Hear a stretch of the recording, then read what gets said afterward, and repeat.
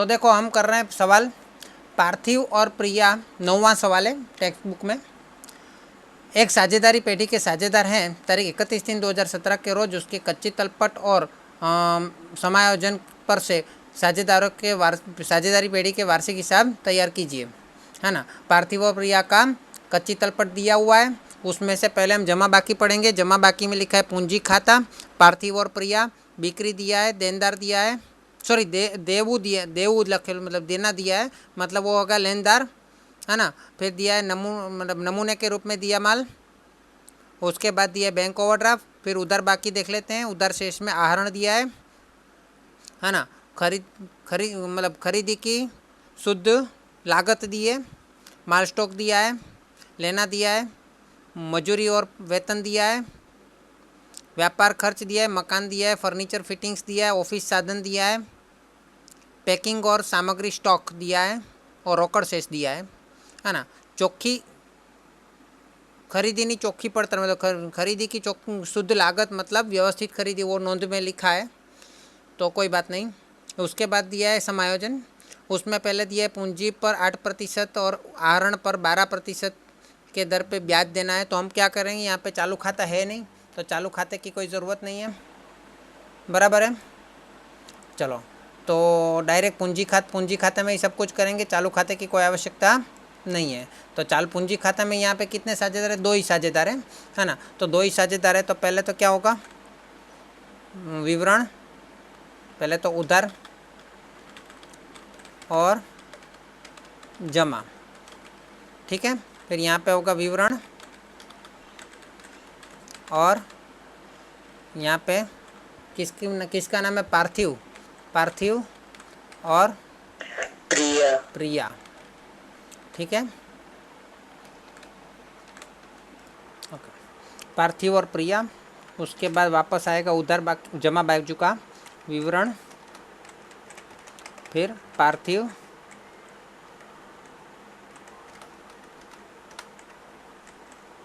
और प्रिया, ठीक है।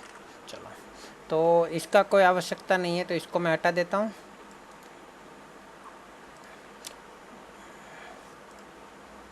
ओके चलो, अभी यहाँ पे भी हमें 2 लाइन मतलब बीच वाली लाइन की आवश्यकता नहीं है तो मैं इसको भी हटा देता हूँ। यहाँ पे भी बीच वाली लाइन की आवश्यकता नहीं है तो इसको भी मैं हटा देता हूँ। ओके चलो, ये हो गया पूंजी खाता। अब पूंजी खाते में सर्वप्रथम हम लिखेंगे शेष आके लाए, कितना लाए पार्थिव और प्रिया। जमा शेष में देखो 24,000 और 16,000, ठीक है। चलो इसको मैं थोड़ा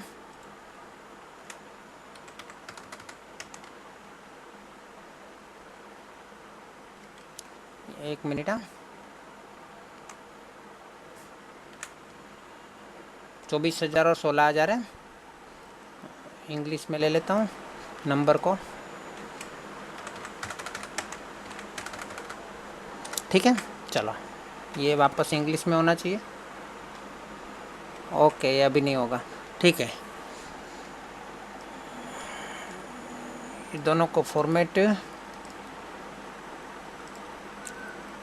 अकाउंटिंग ये ले लेता हूँ, अब हो गया। चलो ठीक है। उसके बाद क्या दिया है, हाँ उसके बाद उसके ऊपर हमें ब्याज गिनना है। पूंजी पर 8% ब्याज गिनना है। तो पूंजी यहाँ पे 24,000 है, उसका 8% ब्याज कितना होगा, पूंजी 24,000 का 8% ब्याज कितना होगा, गिन के बताओ। 1,920। अच्छा 24,000 का 8% कितना हुआ, 1,920। 1,920 वो धंधे के लिए क्या है, धंधे के लिए क्या है, नुकसान है। तो धंधे के लिए नुकसान है, मालिक को चुकाना पड़ेगा। पूंजी मालिक ने जो पूंजी धंधे में लाए हैं उसका ब्याज मालिक को देना पड़ेगा, है ना। तो पूंजी पे ब्याज किसका देना है, पार्थिव और प्रिया को, पार्थिव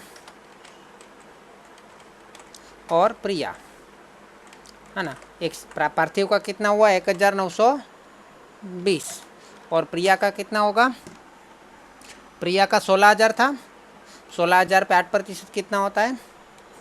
16 1280, 1,280। ठीक है, तो मैं इसको भी कर देता हूँ, फॉर्मेट चेंज कर देता हूँ। ठीक है, चलो अभी ये पूंजी खाता तो अलग ही होगा ना, पूंजी खाता अलग होगा, ये पूंजी पर ब्याज है, लाभानी वितरण खाते में आएगा ना। पूंजी पर ब्याज कहाँ पे आएगा?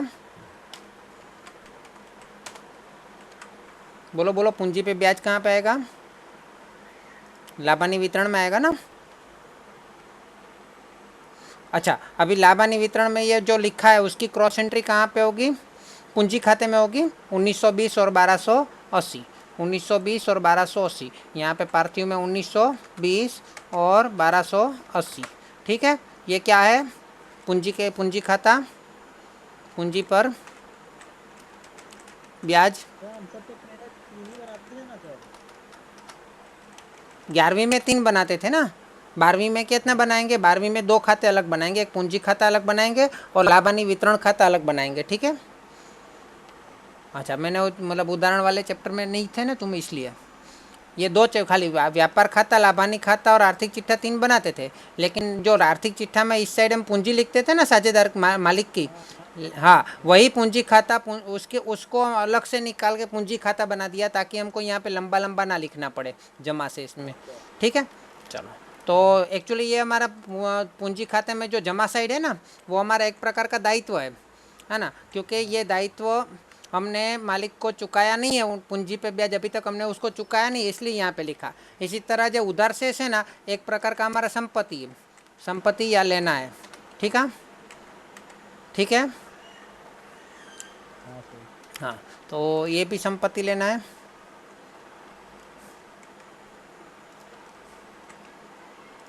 ये संपत्ति लेना और यहाँ पे पूंजी दायित्व होगा। ठीक है, चलो आगे बढ़े। तो उसके बाद क्या दिया है? ऊपर पर मतलब आहरण पर 12% ब्याज गिनना है। तो आहरण कितना है? तो आहरण लिख देते हैं हम पहले। तो पूंजी खाते में उधार बाजू आहरण लिखना होता है। तो आहरण कितना दिया है पार्थिव और प्रिया का? 4800 और 3200। आहरण 4800 और 3200। ये भी हिंदी में, इसको भी थोड़ा फॉर्मेट चेंज कर देते हैं। ठीक है, चलो हो गया। अच्छा, ये आहरण पर भी तो ब्याज गिनना होता है। तो आहरण जो मालिक ने किया है तो उसका पैसा, उसका ब्याज हमें लेना है, हमें मतलब धंधे को लेना है। तो धंधा उसके पास ब्याज लेगी, तो धंधे के लिए क्या होगा? फायदा कि नुकसान? धंधे के लिए क्या होगा? फायदा होगा। फायदा होगा तो जमा बाजू लिखेंगे कि उधार बाजू लिखेंगे?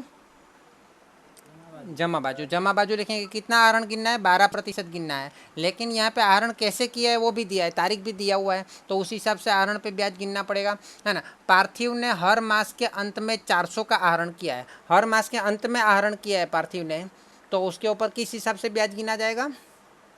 हर मास के अंत में गिना है तो क्या करना है? तो 12% तो करना है ना। लेकिन हर मास के अंत में करना है, तो पहले इसका 1 महीने का कितना होगा वो गिन लो। 4800 का 1 महीने का, ये तो साल का है, 12 महीने का है, तो 1 महीने का कितना होगा? 4800 12 महीने का है, तो 1 महीने का कितना होगा? भागा 12 कर दो, 400 रुपया होगा आहरण। आहरण कितना होगा? 400 रुपया महीने का होगा। ठीक है, अभी ये 400 रुपया जो महीने का होगा आहरण, वो 1 महीने का है। लेकिन हर महीने के अंत में जब वो आहरण करेगा, तो उसके ऊपर पहले महीने पर 11 महीने का, दूसरे महीने पर 10 महीने का, तीसरे आहरण पर 9 महीने का, 8 महीने का, 7 महीने का, 6 महीने का, 5 महीने का, 4 महीने का, 3 महीने का, 2 महीने का, 1 महीने का, इस प्रकार हम ब्याज गिनेंगे। तो कितना होगा? 11 से लेके 1 तक का टोटल कितना होगा? 11 से लेके 1 तक का टोटल कितना होगा?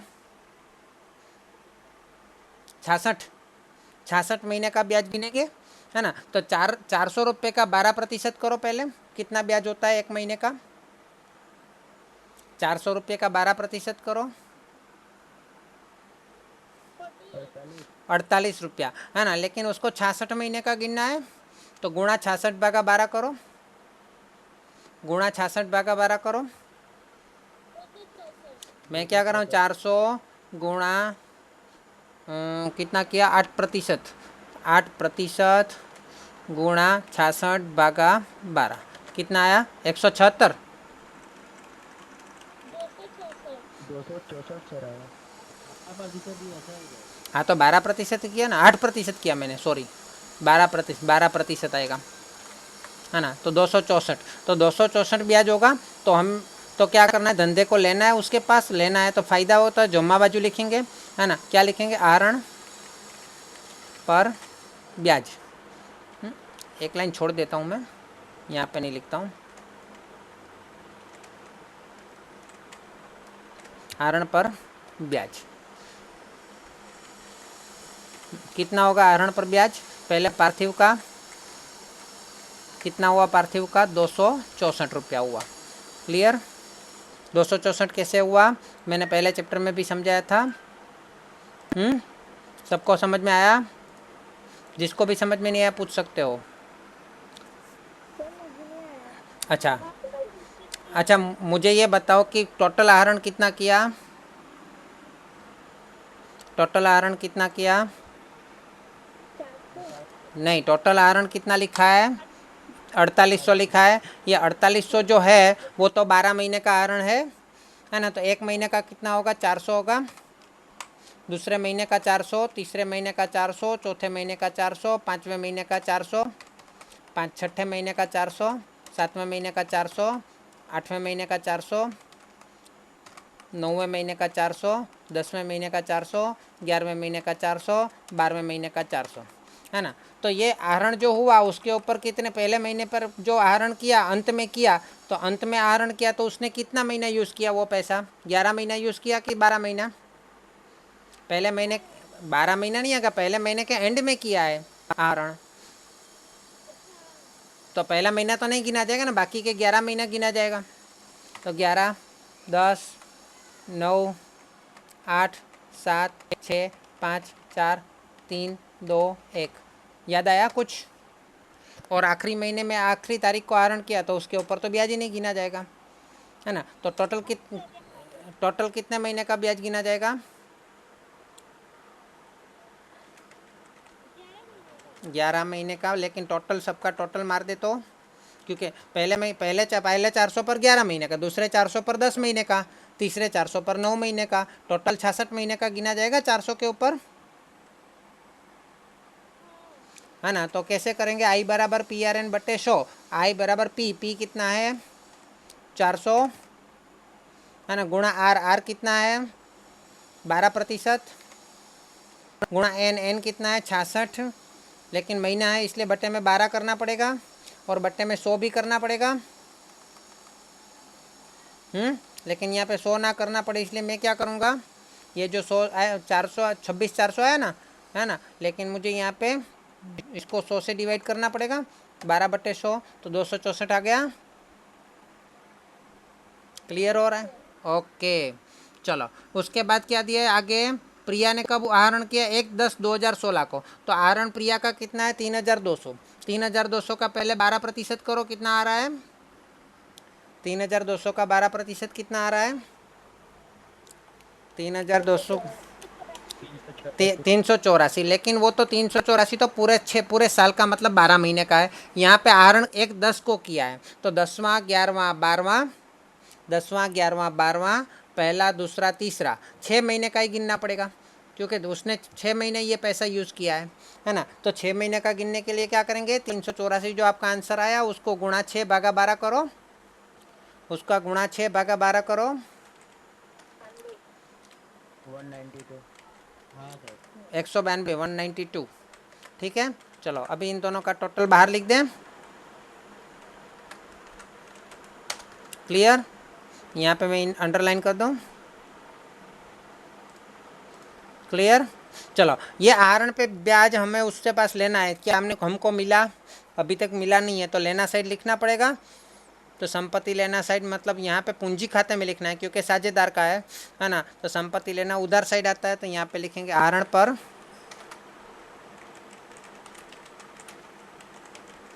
कितना है, पहले का 264 और 192, 264 और 192, ठीक है। इतना समझ में आया सबको? चलो पहला समायोजन खत्म हुआ। हाँ हो गया। चलो दूसरा समायोजन देखें। 10,000 की उधार बिक्री की नोंद करना बाकी है तथा मार्च 2017 की बिक्री नोंद का योग गलती से 2000 अधिक गिना है। तो देखो बिक्री का पॉइंट है, मतलब व्यापार खाते में आएगा और देनदार में आएगा। चलो व्यापार खाते में यहाँ पे उधार बाजू होता है, वो ऊपर लिख देता हूँ मैं। अच्छा ऊपर लिखने की जगह नहीं छोड़ी है, कोई बात नहीं, है ना। उधार बाजू होता है ना, यहाँ पे रकम लिख उधार, और ये जमा बाजू होता है। उसके बाद यहाँ पे होता है विवरण, रकम, विवरण, रकम, ठीक है। चलो विवरण में सबसे पहले तो यहाँ पे क्या आता है, प्रारंभिक स्टॉक आता है, सबको पता होना चाहिए, ठीक है। उसके बाद यहाँ पे खरीदी आती है, थोड़ा थोड़ा आपको बैठा लिख ही देना है। खरीदी में से हम क्या करेंगे, खरीद वापसी माइनस करेंगे, ठीक है। चलो इसी प्रकार यहाँ पे क्या आएगा, बिक्री आएगा। फिर क्या करेंगे उसमें से बिक्री वापसी, ठीक है। चलो इतना तो हो जाएगा, है ना। चलो हम देख लेते हैं इसमें क्या, 10,000 का उधार बिक्री की नोंद करनी बाकी है। तो नोंद करनी बाकी है तो और अलग से प्लस करके लिख दें, उधार बिक्री लिख सकते हैं। अच्छा तो कितना आएगा, कितना करेंगे, 10,000 का नोंद करना बाकी है, तो यहाँ पे 10,000 लिख दो। यहाँ पे तो क्या है कि वो प्लस माइनस का निशानी है ना, उसको वो अलग से ध्यान में लेते हैं इसलिए। ओके चलो 10,000 लिख दिया मैंने। चलो वो बाद में प्लस माइनस कर लेंगे, ठीक है। चलो उसके अलावा क्या बोला है, 2017 की बिक्री नोंद का योग गलती से 2000 अधिक गिना है। चलो इसकी एंट्री कहाँ पे होगी, 2000, चलो उधार बिक्री की नोंद करना बाकी था वो तो हमने कर दिया, एक एंट्री कर दी। दूसरी एंट्री कहाँ पे होगी, देनदार में होगी। कहाँ पे होगी, देनदार में। जबकि देनदार कहाँ पे होता है, चालू संपत्ति में होता है ना। तो पहले दूसरी एंट्री कर दे, चालू संपत्ति। चालू संपत्ति में पहले क्या लिखूँ, देनदार।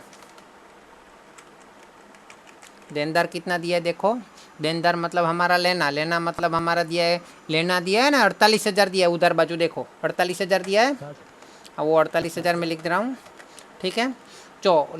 ये देनदार में क्या होगा, 10,000 का उधार बिक्री की नोंद करनी बाकी है, उधार बिक्री वो नोंद करनी बाकी है। तो उसको क्या करेंगे, प्लस करेंगे कि माइनस करेंगे, उधार बिक्री से देनदार बढ़ेंगे कि कम होंगे, बढ़ेंगे, तो प्लस 10,000 कर दो, ठीक है। चलो तो आंसर, तो इन दोनों का प्लस करने पर कितना आता है, इनर कॉलम में लिखूंगा अभी 58,000 आ गया, ठीक है। अच्छा मुझे अभी ये बताओ कि दूसरा पॉइंट इसमें जो दिया है, दूसरा पॉइंट क्या दिया है कि 2017 की बिक्री नोंद का योग, बिक्री वही का योग गलती से 2000 अधिक गिना है, तो उसकी एंट्री कहाँ पे करेंगे, उसकी एंट्री कहाँ पे करेंगे। तो देखो ये योग वाला मैंने आपको समझाया था भूल सुधार वाले रोजनाम मतलब समायोजन में, है ना, 11th में, कि जब योग प्लस माइनस होता है तो कहाँ पे हो रहा है, वही में हो रहा है कि खाते में हो रहा है। यहाँ पे बिक्री वही का योग गलती से 2000 अधिक गिना है, तो बिक्री वही का योग गिना है, तो बिक्री वही का योग गिनने से देनदार में कोई फर्क नहीं पड़ेगा, खाली बिक्री में फर्क पड़ेगा। तो 2000 अधिक गिना है तो उसको खाली 2000 माइनस एक ही एंट्री करना है। यहाँ पे क्या करना है, हाँ गलती से ज़्यादा, गलती से अधिक गिना,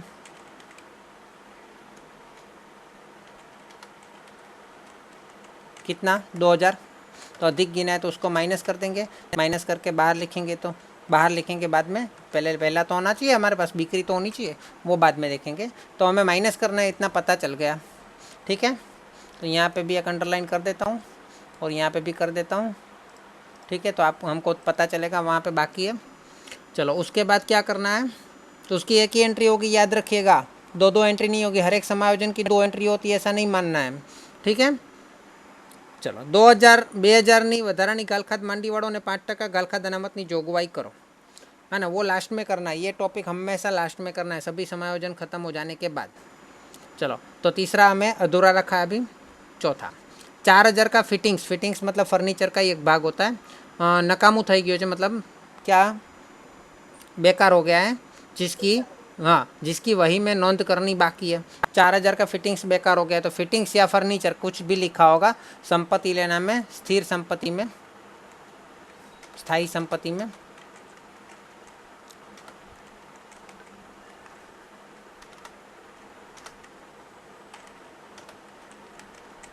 स्थायी संपत्ति में क्या है, देखो फर्नीचर फिटिंग्स दिया है, फर्नीचर फिटिंग्स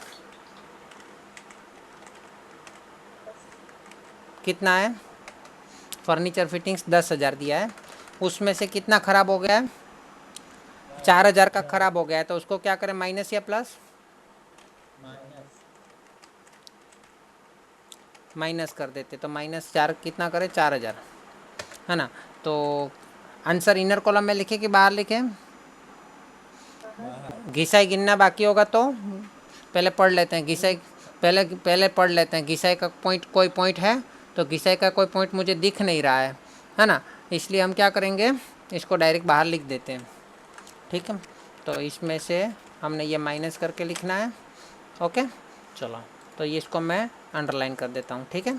चलो आगे बढ़े। तो उसकी दूसरी एंट्री कहाँ पे होगी, बेकार हो गया तो फ़ायदा हुआ कि नुकसान हुआ,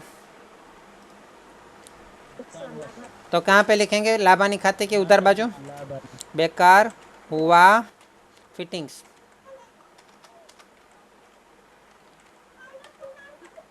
बेकार हुआ फिटिंग्स कितने का, 4000, ठीक है।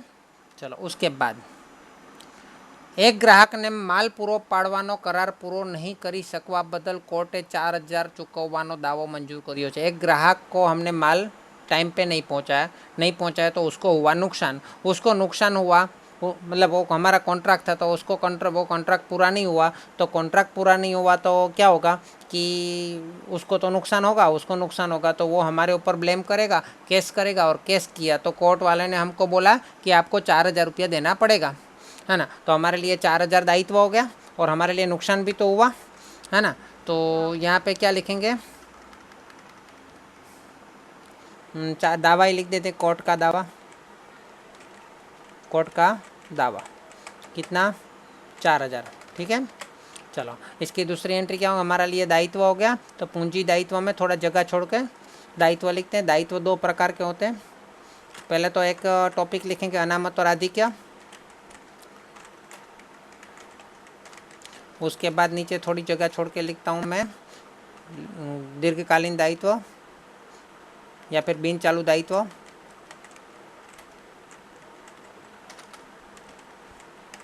थोड़ी जगह छोड़ के लिखता हूँ चालू दायित्व। हमें ये देखना है कि ये जो पैसा चुकाना है हमें 4000 कोर्ट का दावा कब चुकाना है, 1 साल के भीतर चुकाना पड़ेगा कि 1 साल से ज़्यादा समय के बाद, 1 साल के भीतर चुकाना पड़ेगा, तो चालू दायित्व में लिखेंगे, है ना। कोर्ट का दावा कितने का है, 4000 का, वो लिख दिया। उसके बाद क्या दिया है, चुकाना बाकी मजदूरी का 2000 मजदूरी खाते लिखा है, किंतु चुकानी बाकी मजदूरी खाता कच्ची तलपट में लिखना रह गया है। मजदूरी खाते तो हमने लिख दिया, लेकिन कच्ची तलपट में लिखना रह गया है। ये क्या हुआ, बोलो इसकी क्या एंट्री होगी, क्या करेंगे, इसकी क्या एंट्री होगी,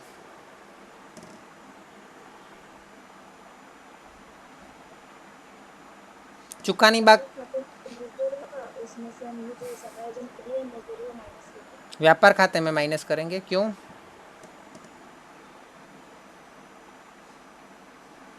क्योंकि सर हमें उधार बाकी में ये चक्कर में मतलब मजदूरी दी है, वो तो 2000 काट सकते हैं। अच्छा, कच्ची तलपट में मजदूरी पगार दिया है वेतन, तो वहाँ पे लिख देता हूँ कच्ची तलपट में पहले मजदूरी शब्द दिया है तो हम व्यापार खाते में लिखेंगे मजदूरी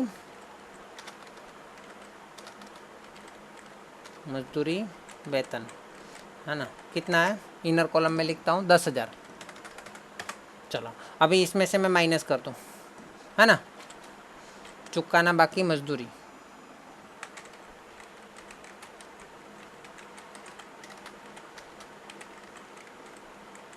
कितना, 2,000। 2,000। चलो ये आपका बात एकदम सही है ना। लेकिन मुझे ये बताओ कि इसकी दूसरी एंट्री कहाँ पे करेंगे।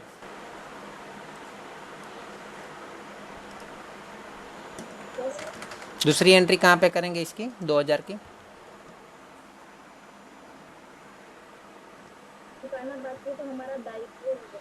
दायित्व हुआ, लेकिन नहीं करेंगे क्योंकि वहाँ पे लिखा है कि चुकाना बाकी मजदूरी का 2,000 मजदूरी खाते लिखा हुआ है। चुकाना बाकी है वो मजदूरी में लिख ही दिया है ऑलरेडी, है ना। इसलिए उसको आर्थिक चिट्ठे में नहीं लिखेंगे, इसकी एक एंट्री है। देखो एक तो ये 2,000 योग गलती से लिखा, उसकी एक एंट्री हुई थी, है ना, जो कि हमारी उधार एंट्री थी, है ना। जमा बाजू माइनस मतलब उधार एंट्री थी। उसके सामने ये 2,000 के एंट्री जो है उधार बाजू माइनस मतलब जमा एंट्री है।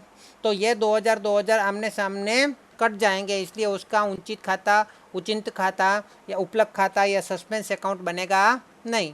हाँ, ये दोनों एक दूसरे को मात दे देंगे, मतलब एक दूसरे को एंट्री को ख़त्म कर देंगे, ठीक है। इसलिए दूसरी एंट्री इसकी भी ज़रूरत नहीं है। अगर इसकी दूसरी एंट्री में हम उचित खाता बनाते हैं तो वो उचित खाता इसकी दूसरी एंट्री से ख़त्म हो जाता, ठीक है। नहीं तो दो एंट्री होनी चाहिए, समायोजन कोई भी हो 2 एंट्री होनी चाहिए।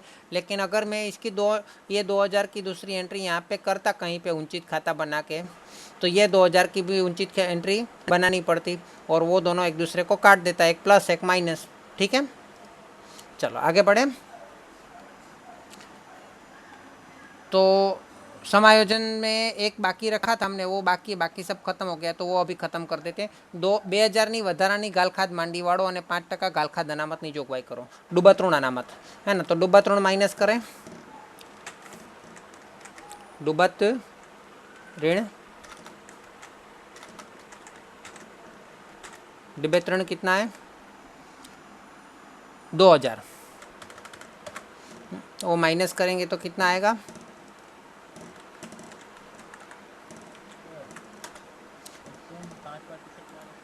नहीं अभी नहीं, वो तो बाद में। पहले तो ये मूल 2,000 रकम तो बात करनी है, अभी उसका डूबतृण अनामत जो है ना,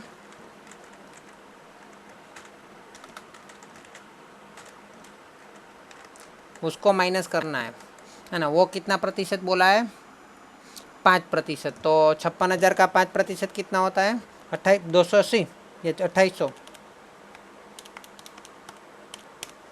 2,800। तो वो अच्छा, अभी कोई इसमें देनदार बट्टा अनामत नहीं दिया है तो इसको डायरेक्ट बाहर लिख दें, ये इसमें से ये माइनस कर दें,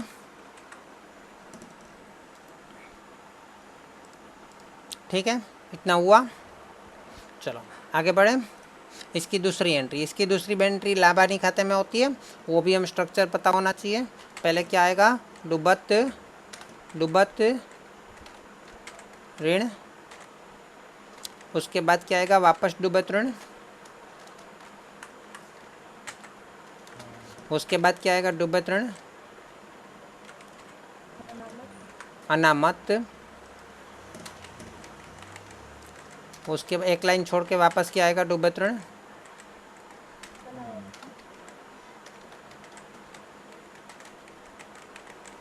है ना।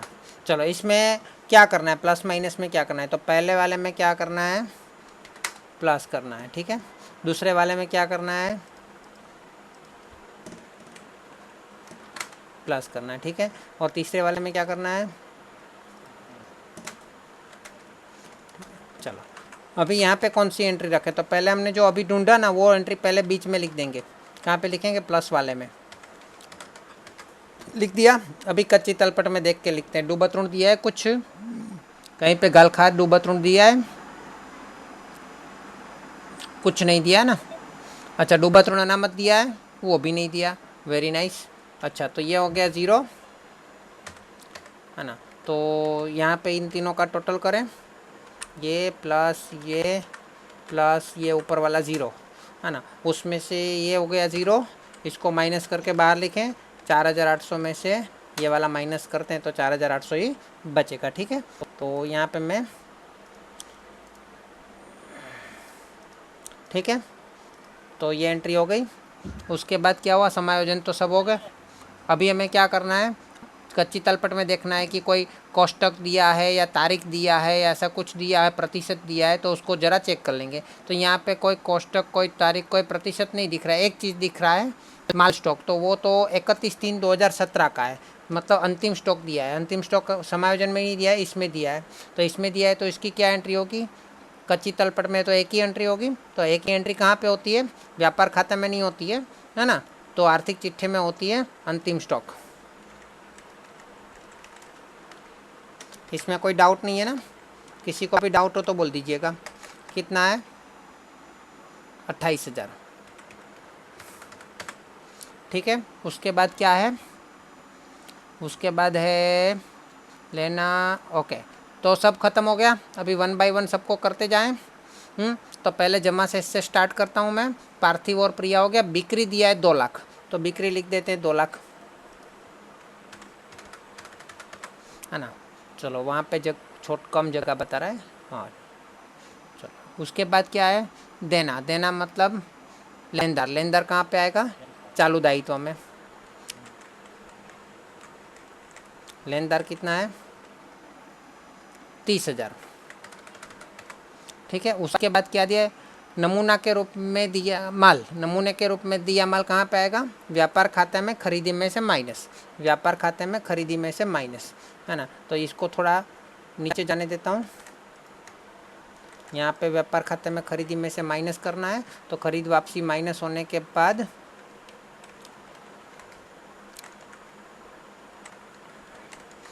खरीद वापसी माइनस होने के बाद एक लाइन छोड़ देता हूँ। उसके बाद माइनस करता हूँ मैं।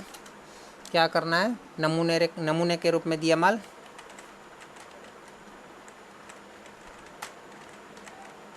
कितना माल दिया हमने नमूने के रूप में, इतना माल धंधे में से कम होगा, इसलिए माइनस करना पड़ेगा ना। ओके, उसके बाद दिया बैंक ओवरड्राफ्ट। बैंक ओवरड्राफ्ट कहाँ लिखेंगे, चालू दायित्व में। Bank overdraft.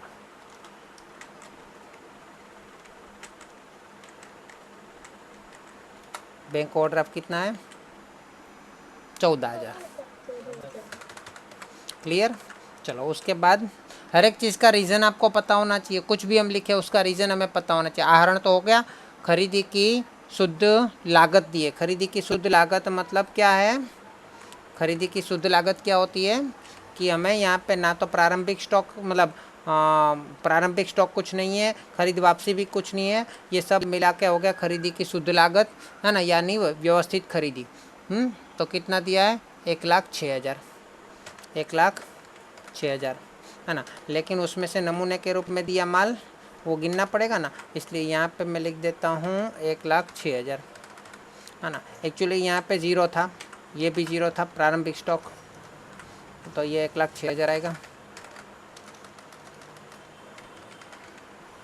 ये क्या है, वापसी है ना, ये तो ज़ीरो आएगा। ये 1,06,000। ओके, अरे 10 लाख कैसे हो गया। तो ये 1,06,000 में से नमूने के रूप में दिया माल माइनस कर देंगे। ओके, तो ये हो गया 1,04,000। चलो, तो यहाँ पे मैं अंडरलाइन कर देता हूँ, यहाँ पे भी अंडरलाइन कर देता हूँ। ओके, इसको बोलते हैं खरीदी की शुद्ध लागत।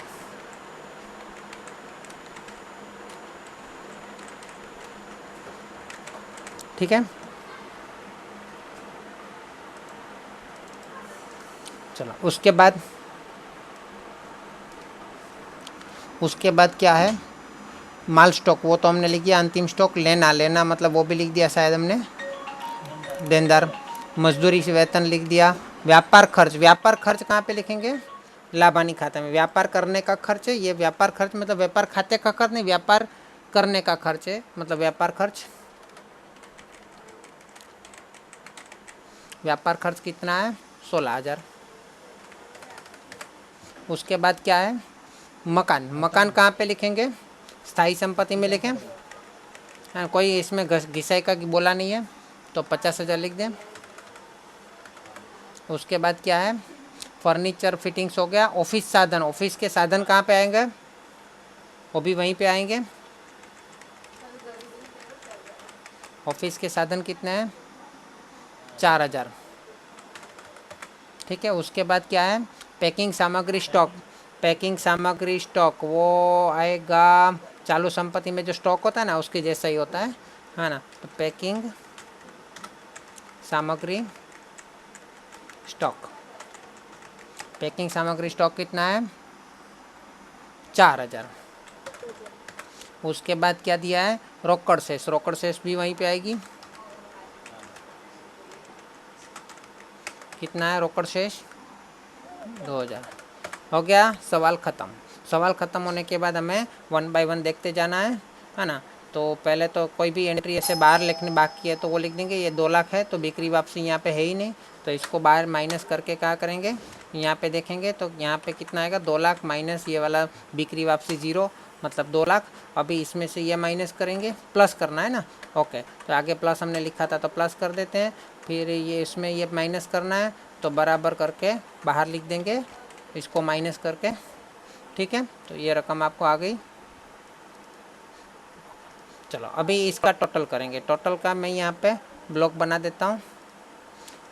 चलो, तो इसका टोटल दोनों साइड करना है, जो हम पे ज़्यादा हो उस हिसाब से हमें डिफरेंस निकालना है। तो यहाँ पे टोटल में इस साइड का ही ज़्यादा लग रहा है मुझे।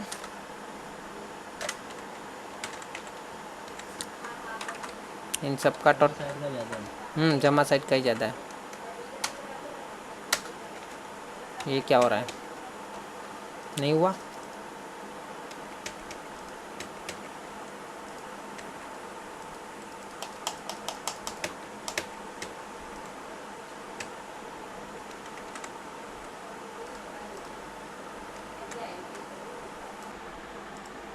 चुकानी बाकी मजदूरी है तो हम उसको क्या गिनते हैं, प्लस करते हैं कि माइनस करते हैं, प्लस करते हैं कि माइनस करते हैं, मुझे बताओ। बाकी होता है तो क्या करेंगे, प्लस करेंगे कि माइनस करेंगे, प्लस करते हैं। तो मैं यहाँ पे माइनस क्यों किया, आया समझ में, मेरी गलती है। तो यहाँ पे क्या करना है, ये यहाँ पे लिखा भी है वही है एक्चुअली। एक मिनट। चलो, तो चुकाना बाकी मजदूर, यहाँ पे क्या लिखा है, हिंदी गुजराती में लिखा है चुकाववानी बाकी मजूरीना 2,000 मजूरी खाते नोंध्या है ना। तो मजूरी खाते में तो चुकानी बाकी मजदूरी उन्होंने ऑलरेडी प्लस कर दिया है, ऐसा लिखा है। चुकाना बाकी मजदूरी मजदूरी खाते लिखा है, मतलब उसने ऑलरेडी प्लस कर दिया, मतलब ये ऑलरेडी 8,000 था और उन्होंने प्लस करके 10,000 दिया है। आया समझ में। इसलिए 2,000 की एंट्री अगर करनी भी है तो इस तरह से करेंगे, नहीं तो डायरेक्ट बाहर लिख देंगे, है ना। तो मजदूरी वेतन हमको जो दिया है 10,000 दिया हुआ है, उसके अंदर चुकानी बाकी मजदूरी का भी लिख दिया है। आया समझ में।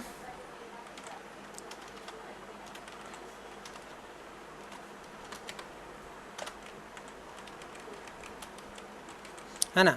तो एक्चुअली हम डायरेक्ट 10,000 बाहर लिखेंगे तो भी चलेगा। ठीक है। हाँ, इसकी दूसरी एंट्री कहाँ पे नहीं हुई है वो बताता हूँ मैं। माइनस वाली एंट्री नहीं हुई है ना। तो 2,000 की जो एंट्री हुई है चुकाना बाकी मजदूरी, है ना। तो परंतु चुकानी बाकी मजदूरी खाता, मैं यहाँ पे गलती किया हूँ, चुकाना बाकी मजदूरी खाता लिखना रह गया, ऐसा लिखा है, कच्चा सर्वे में नोंधवानु रह गया। तो चुकाना बाकी मजदूरी खाता लिखना पड़ेगा ना यहाँ पे। तो चुकाना बाकी मजदूरी हमारे लिए क्या हो जाएगा, दायित्व हो जाएगा। तो यहाँ पे आएगा चुकाना बाकी मजदूरी, है ना। तो यहाँ पे कितना आएगा, 2,000 आएगा। हाँ, लेकिन 2,000 की एंट्री तो एक ही हुई है यहाँ पे मजदूरी की, चुकानी बाकी मजदूरी की। यहाँ पे तो 10,000 हमने डायरेक्ट ही लिखा है, तो आपको समझाने के लिए मैंने 2 प्लस करके बताया है ना। लेकिन तो हमें तो 10,000 जो कच्ची तलपट में वही लिखना है बाहर। ये तो मैंने उसको 2 भाग करके आपको बताया। 2 एंट्री में चुकानी बाकी मजदूरी की एक ही हुई है यहाँ पे, ये वाली, ये एंट्री हुई नहीं है। ये तो मैंने आपको समझाने के लिए अलग करके दिया है कि इसके अंदर ऑलरेडी 2,000 एंटर हो चुका है इस 10,000 के अंदर। एक्चुअली था 8,000, चुकाया 8,000 है और चुकाना बाकी 2,000 है, टोटल मिला के 10,000 की एंट्री हो चुकी है, ऐसा बुक में लिखा है सवाल में। ठीक है, क्लियर। चलो अभी आपको देखो यहाँ पे भी मैं ये ले लेता हूँ। ओके, उसके बाद यहाँ पे मुझे डिफरेंस मिलेगा, तो इसमें क्या करना है मुझे, इसमें से इन सब का टोटल माइनस करना है।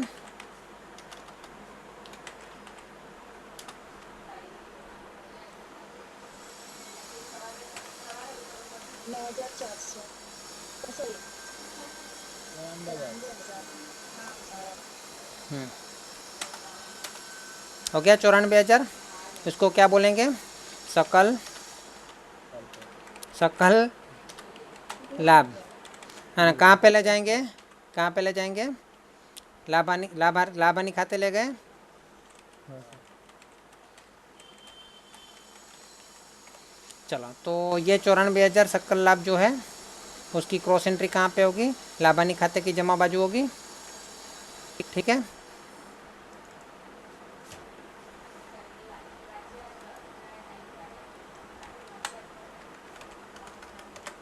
ओके। तो ये सकल लाभ आ गया, कहाँ से लाए, कहाँ से लाए, व्यापार खाते से, है ना। चलो अभी इसका टोटल करें तो यहाँ पे कितना आएगा, 94,000 ही आएगा, यहाँ पे भी 94,000 आएगा। चलो अभी यहाँ पे डिफरेंस निकालना पड़ेगा, डिफरेंस निकालो, कितना आ रहा है बताओ मुझे, 65,200, यहाँ पे 65,200, है ना। इसको क्या बोलेंगे हम, शुद्ध लाभ। शुद्ध लाभ, है ना। उस कहाँ से मतलब कहाँ पे ले जाएंगे इसको, लाभानी वितरण खाते। ठीक है, चलो इसको लाभानी वितरण खाते ले जाएंगे, तो शुद्ध लाभ को लिख दो।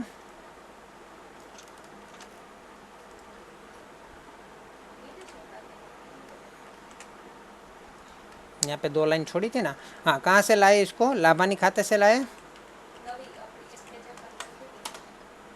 तो वो भी लिख देंगे। चलो अभी यहाँ पे टोटल कितना हो रहा है, 65,656, और यहाँ पे क्या लाएंगे, 65,656, वही आ रहा है ना। मेरी गलती हो तो बताओ। सही है सर। ओके नहीं सही है। ओके, चलो अभी मुझे डिफरेंस निकाल के दिखाओ, बताओ।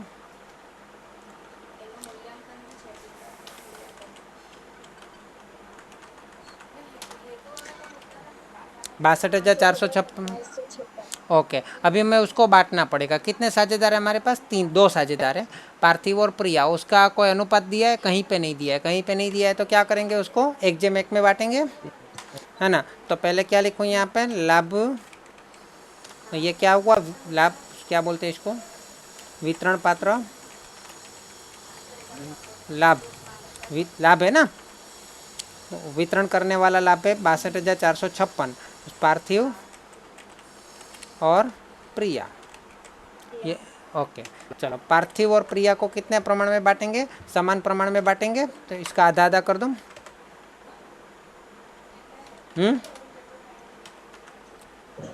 आया आंसर, 31,228। ओके। ये दोनों को कहाँ पे ले जाएंगे, ये लाभ क्या हमने उसको दिया, पार्थिव और प्रिया को नहीं दिया, तो दायित्व साइड मतलब पूंजी खाते में दायित्व साइड 31,228, 31,228 और 31,228, क्लियर। यहाँ पे क्या लिखेंगे, वितरण पात्र लाभ। ठीक है, चलो अभी यहाँ पे टोटल करें,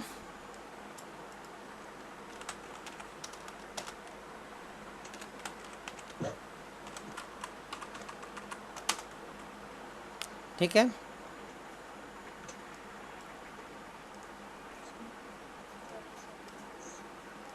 ठीक है,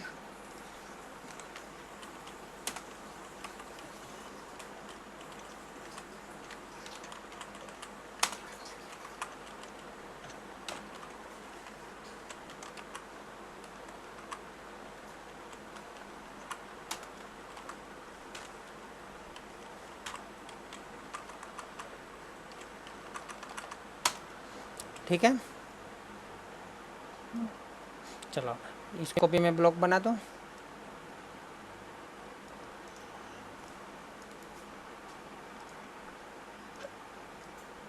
ये तो टोटल है ना। चलो अभी इसको क्या बोलेंगे, इसको क्या लिखेंगे, पूंजी खाते ले जाना है, तो क्या लिखेंगे इसको, शेष पूंजी खाते में शेष खत्म हुई, साल में साल खत्म हुआ, शेष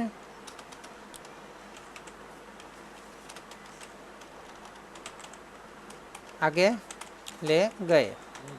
ओके, तो इसको कहाँ पे लिखेंगे, पूंजी खाते में पूंजी में लिखेंगे पार्थिव और प्रिया पूंजी। ठीक है, पार्थिव का कितना है, डायरेक्ट बाहर ही लिखना है, 52,048 सॉरी, और प्रिया का 45,116। ओके, अगर हमारी कोई गलती नहीं है तो टोटल समान आ जाना चाहिए। तो इसका टोटल करना पड़ेगा।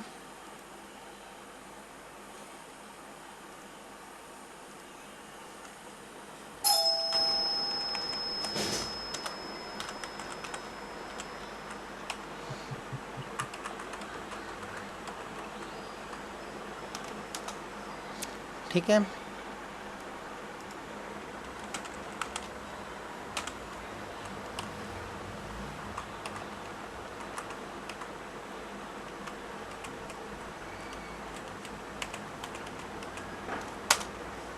चलो देख लेते हैं टोटल कितना आ रहा है, 1,47,200 आ रहा है। ठीक है।